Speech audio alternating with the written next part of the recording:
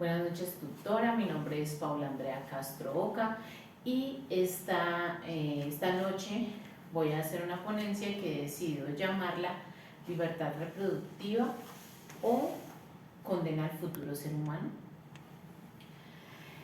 Primero vamos a hablar sobre los derechos humanos, luego pasaremos a unas cifras y por último vamos a ir a hacer esa reflexión sobre la pregunta, la cual es el título de esta ponencia. A nivel mundial, la esterilización forzada es vista como un abuso a los derechos humanos, ya que se ven diferentes formas de usar esta como un método para infundir miedo, para explotar sexualmente a las mujeres, incluso en defensa de la eugenesia, esterilizando a los discapacitados, y también como un control a la natalidad en pro de abolir la pobreza.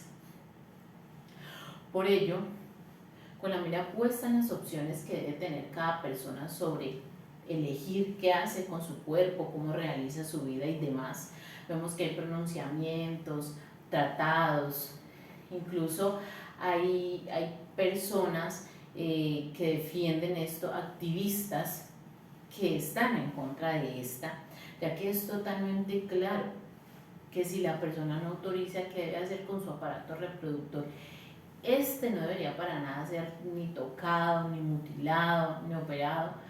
Pero ¿qué pasa cuando este derecho individual se convierte en una condena para un ser humano vulnerable, usando mi superioridad de edad, de consanguinidad o el, entre comillas, deber de cuidado? Entonces, hay una pregunta direccionada a los derechos humanos que es: ¿derechos para cuáles humanos? Pues, en la Declaración Universal de Derechos Humanos, que es aquel convenio que nació entre los países que estaban en desacuerdo con los actos atroces que se cometieron en la Segunda Guerra Mundial, en esta se vieron atropellos por motivos de raza, religión, ¿sí? Se destruyó la vida, la integridad y se pisoteó la dignidad de millones de personas. Entonces, como decidieron que esto no debía volver a suceder, firman la Declaración Universal de los Derechos Humanos.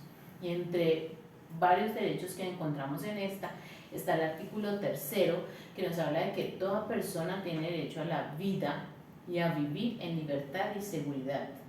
El artículo 5, que habla del derecho a no ser sometidos a tortura ni tratos crueles, y el artículo 25, que nos habla del derecho a un nivel de vida digno.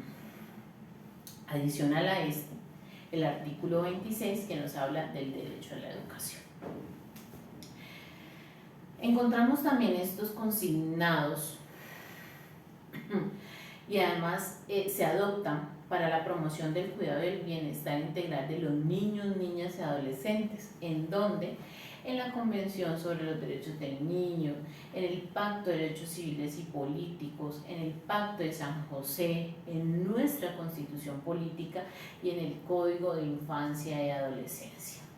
Pero si nosotros damos una mirada de 360 grados, vemos cómo muchos de estos niños, niñas y adolescentes están teniendo tratos que van totalmente en contravía de estas normas que son nacionales y también internacionales, porque cuando decidimos firmar estos tratados, estamos diciéndole al mundo: vamos a cuidar de estos pequeños seres humanos.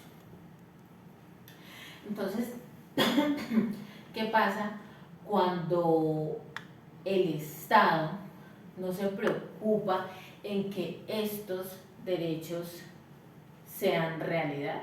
Pues vemos que muchos de estos niños están en las esquinas, están en hogares rodeados de peligro, no tienen comida diaria. Nos hace preguntarnos: ¿no son estos pequeños humanos que tengan cobertura de estos llamados derechos humanos? ¿No es la dignidad entonces un derecho universal? Ahora bien, vamos a poner esto en cifras. Según el Boletín Estadístico de la Dirección de Protección del Instituto Colombiano de Bienestar Familiar, a mayo de este año 2024, se ha reportado en total 21.486 casos de maltrato psicológico, físico, de abuso sexual, de abandono, entre otros muchos de niños, niñas y adolescentes entre 0 y 18 años. En su mayoría esto sucede dentro de sus hogares, rodeados de sus familias, y muchos, en un porcentaje bastante alto, este maltrato se deriva de sus progenitores.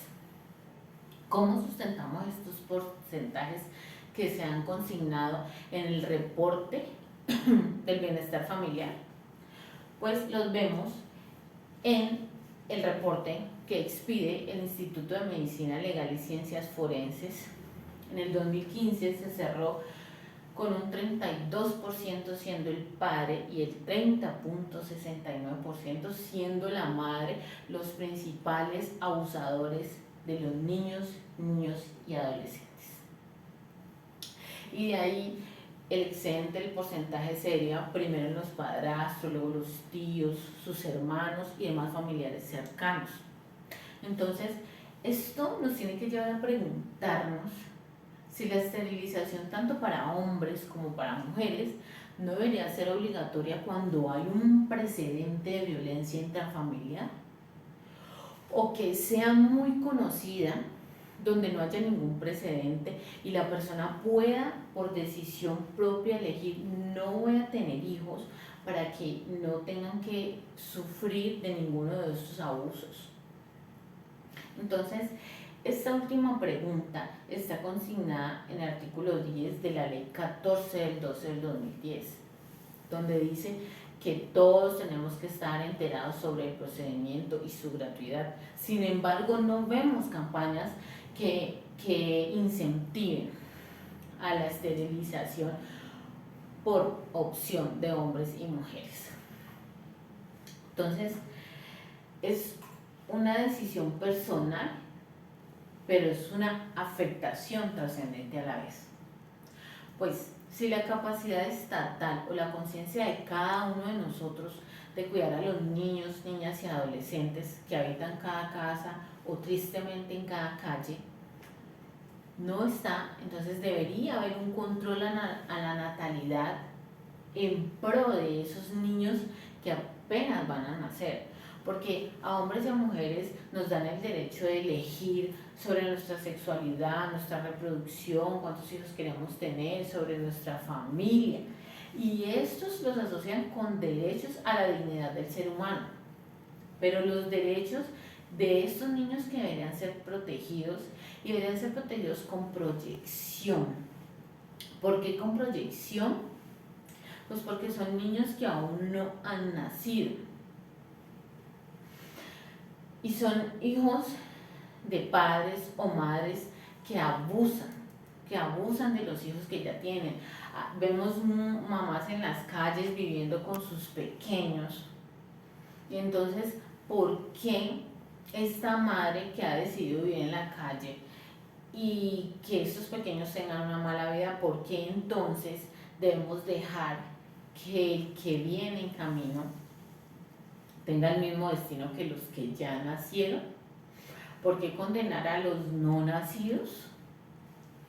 O como en muchos otros casos, en casos de violencia contra los hijos de parte de padres, entonces ¿por qué después de recibir una condena de maltrato intrafamiliar, por qué este hombre puede seguir teniendo hijos?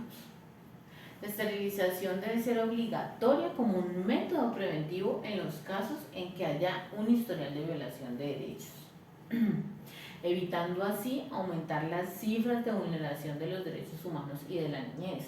¿Sí? No podemos solo quedarnos en los boletines del bienestar familiar, en los boletines de medicina legal, sino que debemos hacer algo efectivo para que esto no siga sucediendo. Y aumentar las campañas o hacer visibles las campañas para las personas que simplemente no quieran tener más hijos, y que en cada rincón de nuestro país se conozca sobre este método de planificación.